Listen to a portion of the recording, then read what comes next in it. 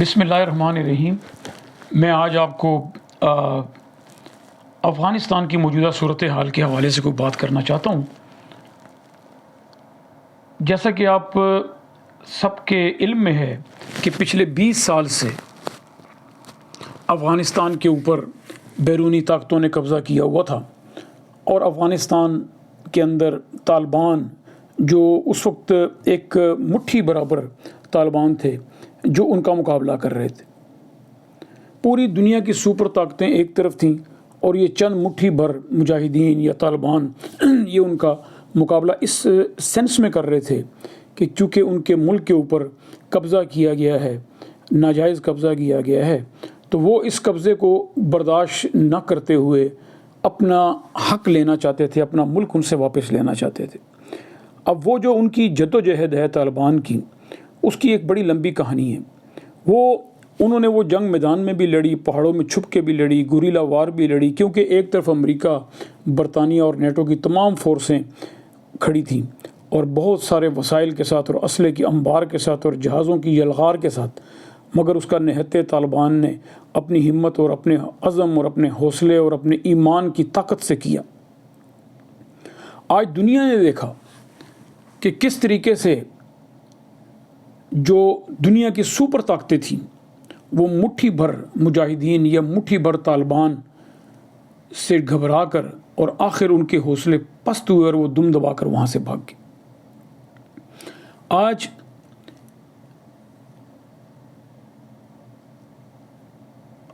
طالبان نے جس عزم، ولولے کا، جوش کا، ایمان کا مظاہرہ کیا ہے، اس کی مثال دنیا کی تاریخ میں نہیں ملتی۔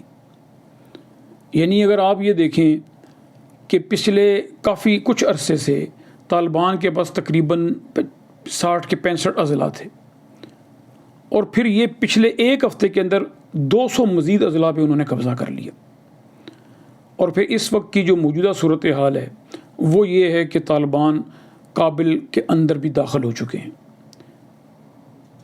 صرف اور صرف ایک معاہدے کے تحت جو قطر کے اندر ان کا امریکن ڈیلیگیشن اور طالبان ڈیلیگیشن کا ایک معاہدہ ہوا تھا، جس کے اندر یہ کہا گیا تھا کہ طالبان طاقت کے زور سے کابل کے اوپر قبضہ نہیں کریں گے، اور پھر اس کے اندر انہوں نے وہ مانا اور پھر اس کے اوپر سائن بھی کیے۔ پھر اس کی وجہ سے کئی ملکوں نے ان کو تسلیم بھی نہیں کرنا تھا۔ تو یہی وجہ ہے کہ طالبان کابل کے تمام سراؤنڈنگز کے اندر موجود ہیں، اندر ابھی وہ داخل نہیں ہوئے۔ اپنے لوگوں کو انہوں نے منع کیا ہوا ہے کہ آپ نے اندر ابھی نہیں جانا۔ وہ مذاکرات کر رہے ہیں مسلسل اشرف غنی کے ساتھ۔ اور ابھی جب میں یہ بات کر رہا ہوں تو یہاں پر میں سوشل میڈیا اور جو یورپین چینلز ہیں وہ بھی دیکھ رہا ہوں، تو یورپین چینلز کی بھی اطلاع آئی ہے، اور وہاں پاکستان سے بھی کچھ اطلاعات ہیں کہ اشرف غنی ریزائن کرنے کے بعد ملک چھوڑ کے فرار ہو چکے ہیں۔ تو یہ طالبان کی میں سمجھتا ہوں کہ بہت بڑی فتح ہے۔ اب سوچنا یہ ہے کہ آخر یہ طالبان، مٹھی بھر طالبان یا چند طالبان اور بڑے محدود وسائل کے ساتھ آخر کس طریقے سے انہوں نے مقابلہ کیا اتنی بڑی طاقت کا؟ اس کی میں سمجھتا ہوں کہ 2 وجوہات ہیں۔ ایک تو یہ ہے کہ انہوں نے ایمان کے جذبے کے ساتھ اور سچی نیت کے ساتھ مقابلہ کیا۔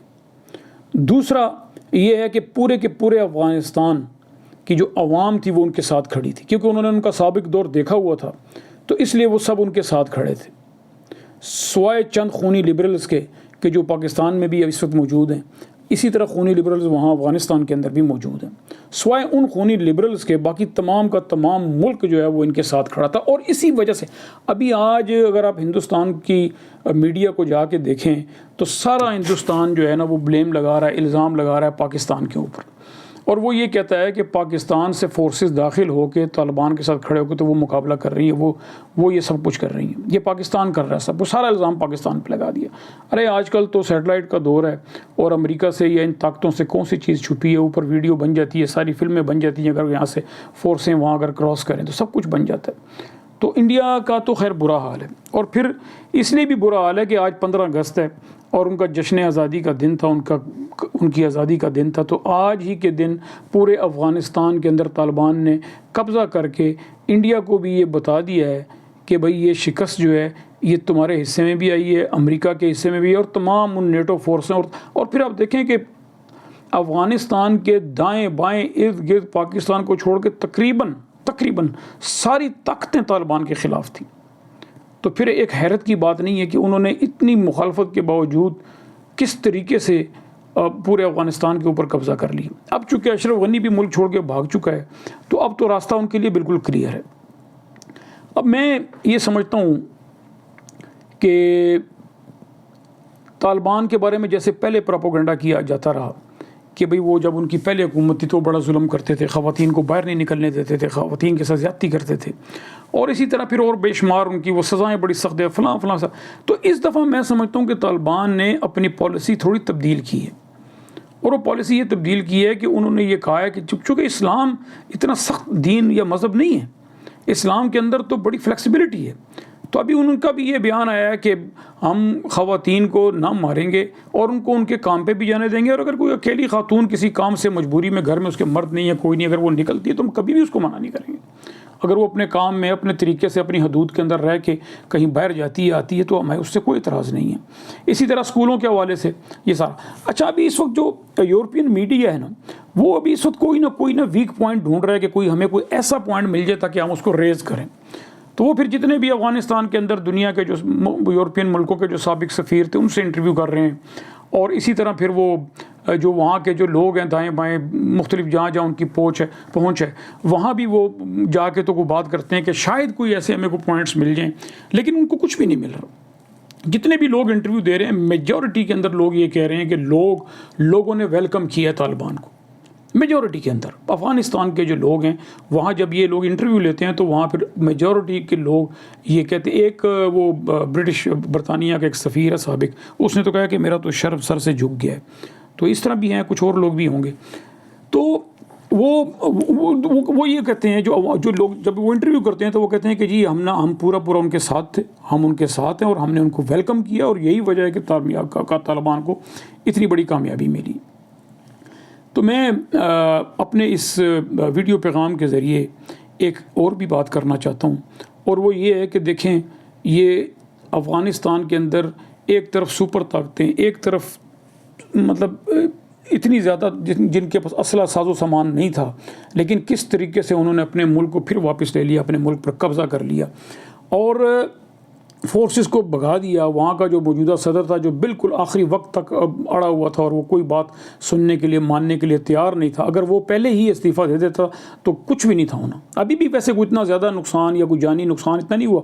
نقصان صرف وہیں ہوا ہے جانی جہاں پر جب طالبان جاتے تھے تو وہاں فورسیں جو سرکاری فورسیں تھیں جب وہ ان کے اوپر اٹیک کرتی تھی تو پھر ان کا جواب طالبان دیتے تھے، تو وہیں پر کیجویلٹی ہوئی ہیں جو ہوئی ہیں. اس کے علاوہ تو وہ جہاں گئے ہیں انہوں نے کوئی کیجویلٹی نہیں ہونے دی، کوئی کسی کو مارا نہیں ہے، کسی کے ساتھ زیادتی نہیں کی، ظلم نہیں کیا. بس اعلان کیا کہ بھئی ایک دن پہلے ہم کل آ رہے ہیں.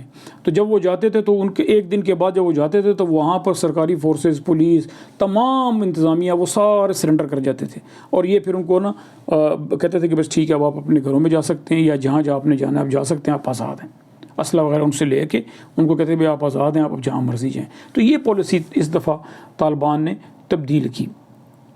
تو میں کہنا یہ چاہ رہا تھا اپنے اس پیغام کے ذریعے کہ دیکھیں کتنی بڑی طاقت کو طالبان نے کس طریقے سے بھاگنے پر مجبور کیا.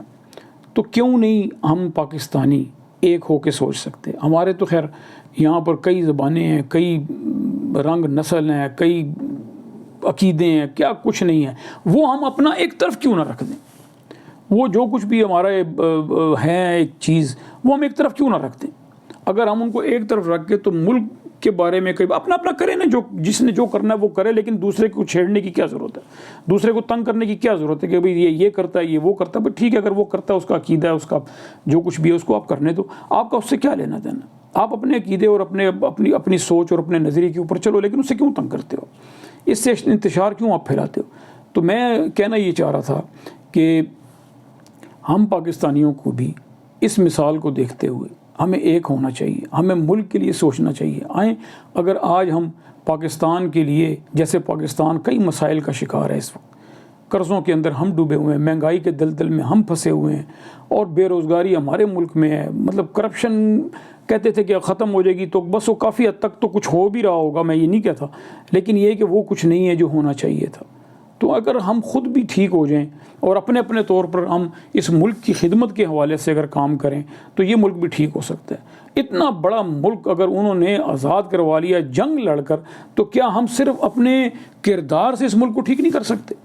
اگر ہم سب ٹھیک ہو جائیں اور ہمارے ملک سے یہ بےایمانیاں اور یہ بےغیرتیاں اور یہ رشوتیں اور یہ کرپشنیں، اگر اس کو ہم ختم کرنے کے اندر اگر حکومت کا بھی ساتھ دیں اور ہم خود بھی اس کے اندر پورا حصہ ڈالیں کہ ہم نے یہ اب نہیں ہونے دینا اس ملک کے اندر، اور ہم سب پاکستانی ہیں، نہ کسی کو کم سمجھیں، نہ کسی کو وہ کیا اسے کہتے ہیں مظلوم اپنا ظلم کرنے دیں، نہ کسی کے ساتھ زیادتی کریں، اور حق اور انصاف کے ساتھ اس ملک کو چلائیں، تو انشاءاللہ تعالی ایک دن آئے گا کہ اسی طرح ہم بھی کامیابی سے سرخرو ہوں گے۔